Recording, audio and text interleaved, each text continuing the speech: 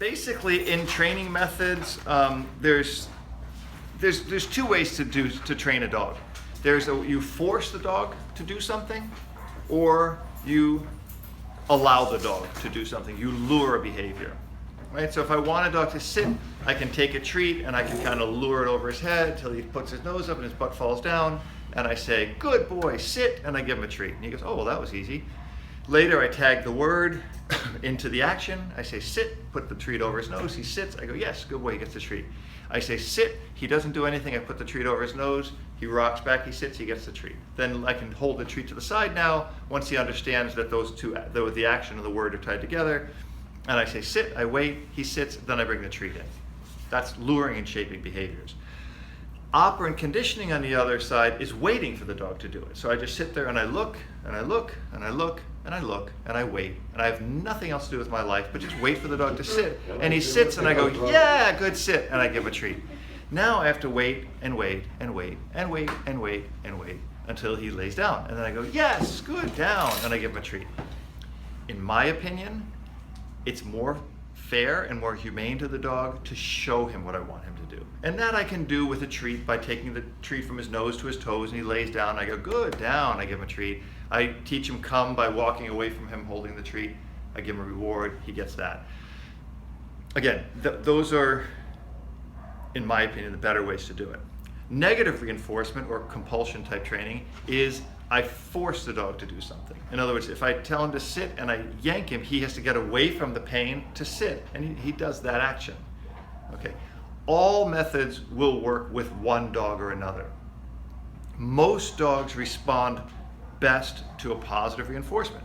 That means you do something, I show you what I want you to do, right? I kind of bring you along on a leash and I give you a reward. You do it, you go, "Yeah, that's great," right? I can say to Lewis, "Lewis, come with me and help me wash my car, I'll give you $100. Lewis is coming over washing my car, he's probably gonna bring some chicken too, right? Now, if I just wait for him to say, maybe like next year he'll say, "Hey, you wanna wash your car?" Which in all the years I've known Lewis, he's never once called me up and said, "Hey, you want me to come over and wash your car for you?" Lewis responds shitty to operant conditioning, right? Now, if I say, Lewis, I'm gonna kick your ass if you don't come over and wash my car with me," he's definitely not coming over to wash my car, right? So Lewis responds to positive reinforcement training. That means I say, "I'll give you $100 if you can come over." He comes over, we wash the car, we wax the car, we have some chicken, we have some beers, and we have a great time. Depends. It depends on the person, but negative reinforcement or negative reinforcement or punishment is mainly, in my opinion, beneficial for dogs to block dangerous behaviors. A dog that's going to go up to a rattlesnake, a dog that's going to run into the street, a dog that's going to bite another dog, a dog that's going to bite a human. That is the only time I really believe in using a strong negative reinforcement. Now, if my dog tests me and he knows to stay, and he gets up and bounces around the yard and chases a rabbit or whatever, when I've said stay, I will give him a correction, right? But see, that's not punishment, because he knew. The difference to me between compulsion and punishment is he didn't have a chance. I want to teach this dog to sit, and then I compel him to sit. But if I don't just go get a dog out of the cage that don't know how to sit and start beating on him because he don't know how to sit, that's punishment. And just like we're going to do play groups out there, it all comes down to a good technique, but timing. People say, "Well, let him make a mistake," kinda, but I mean, block that bad habit. Don't let him do it for a long time because you're busy, and then go over there and beat his butt. That's punishment. Punishment to me, I'll throw you out. If you put it, to be honest with you, I don't believe in punishment. I believe in corrections, and there's different techniques of corrections, but punishment is no good to me. And what Lewis says is really important.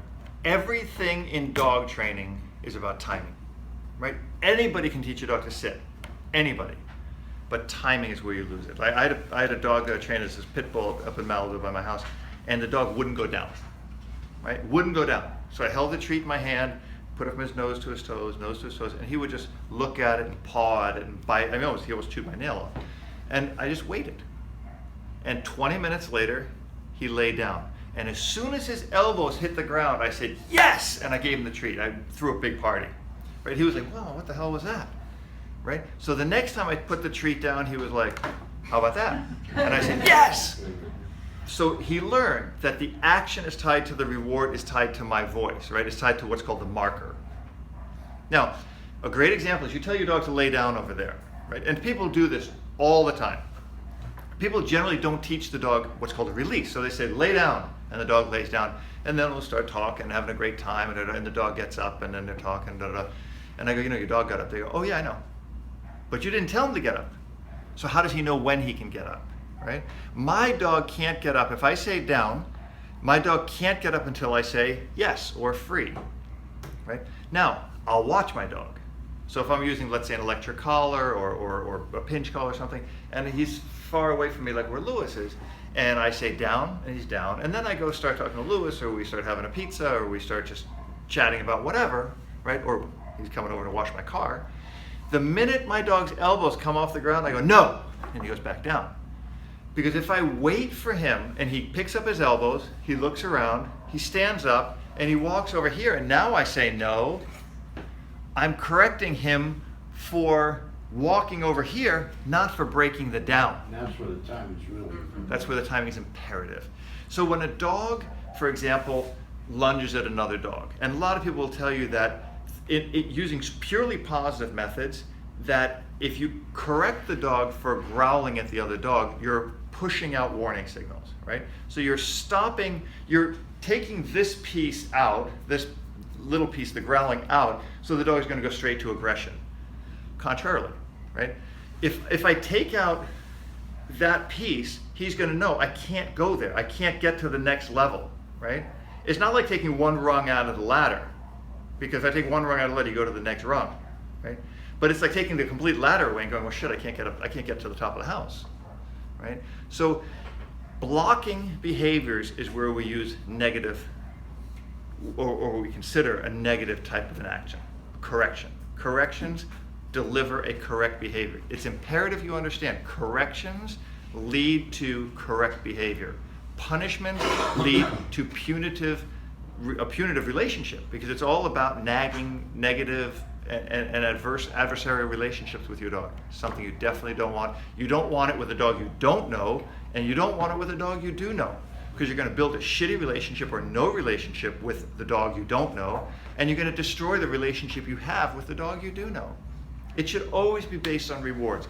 And those rewards should, like I said, in closing this whole cycle here, everything I do with my dog leads to a reward. It doesn't mean every time he sits I give him a treat, or every time he sits I give him a ball. I can go out on an obedience field and do a 20-minute obedience routine, but when he gets back to the car, there's going to be food there, there's going to be a toy there, there's going to be a game of tug there or something.